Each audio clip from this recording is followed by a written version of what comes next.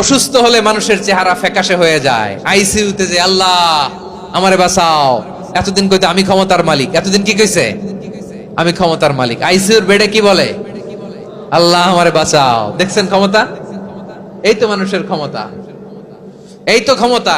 আর বয়স যখন 70-80, লাঠি ছাড়া তার জীবন চলে না। পিঠটা আগে ছিল এরকম, এখন বাঁকা হয়ে গেছে। এ করে অহংকার, এ করে বড়ত্বের গর্ব আর বড়াই। আল্লাহ বলে মানুষের জন্য অহংকার সাজে না, বড়ত্ব মানুষের মানায় না, দাম্ভিকতা মানুষের মানায় না।